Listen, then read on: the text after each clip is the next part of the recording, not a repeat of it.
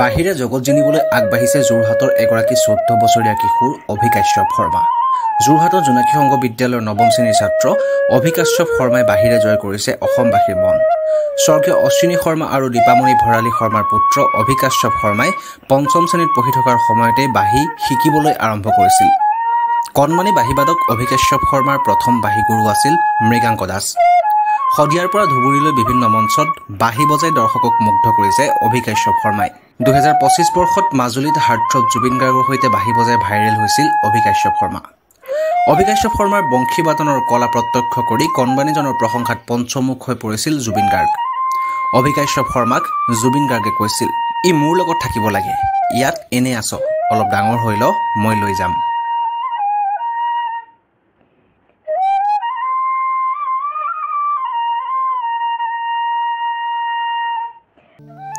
অসমৰ বিভিন্ন লোকবাদ্য বজোৱাত পাকৈত অভিকাশ্যপ শৰ্মা এগৰাকী ভাল চিত্ৰশিল্পীও।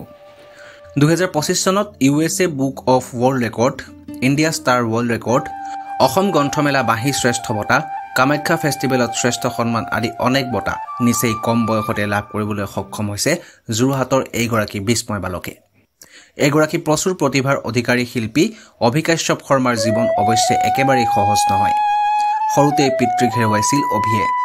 বাল্যাৱস্থাত পিতৃহাৰা হোৱা অভিকাশ্যপ শৰ্মা তেওঁ মাতৃ আৰু আইতাকৰ সৈতে এটি ভাড়াঘৰত বাস কৰে। ভাড়াঘৰৰ এটা সৰু কোঠাতেই অভিয়ে নিজৰ প্ৰতিভাৰ চৰ্চা কৰে। কণমানি হাতৰ পৰশেৰে সৃষ্টি কৰে চিত্ৰকৰ্ম।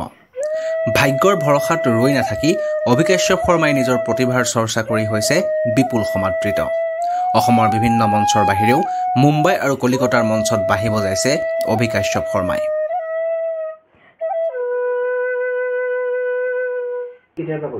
বাঁহী মই আচলতে সৰুৰ পৰাই আগ্ৰহী আছিলোঁ বাঁহীৰ প্ৰতি, আৰু সৰুৰ পৰাই বাঁহী ভাল পাইছিলোঁ। আৰু ক্লাছ 5ৰ পৰা মই বাঁহী বজাবলৈ আৰম্ভ কৰিছোঁ। আৰু ক্লাছ 5ৰ মই সেই সময়তে মোৰ প্ৰাথমিক শিক্ষা গ্ৰহণ কৰিছিলোঁ। মোৰ প্ৰথম গুৰু আছিল মৃগাংক দাস, তেখেতৰ ওচৰত মই মোৰ বাঁহীৰ প্ৰথম শিক্ষা গ্ৰহণ কৰিছিলোঁ। আৰু এতিয়া মই বৰ্তমান ক্লাছিকেলৰ কোৰ্চটো কৰি আছোঁ মোৰ শ্ৰীগুৰু ভট্ট হাজৰিকা ছাৰৰ ওচৰত। আৰু এতিয়া মই কাৰ্ডম কলাকাননত শিকি আছোঁ বৰ্তমান। জীৱনৰ প্ৰত্যাহ্বানবোৰ হাঁহিমুখীয়া অভিকাশ্যপ শৰ্মাই প্ৰত্যাখ্যান কৰি এনেদৰেই আগবাঢ়িছে। নিচেই কম বয়সতে পিতৃহাৰা হোৱা অভিকাশ্যপ শৰ্মাক অশেষ কষ্ট আৰু সংঘৰ্ষৰে আগবঢ়াই লৈ গৈছে তেওঁৰ মাতৃয়ে। মাতৃ আৰু আইতাকৰ এটাই সপোন, এদিন অভি জিলিকিব জুইয়ে পুৰা সোণ হৈ।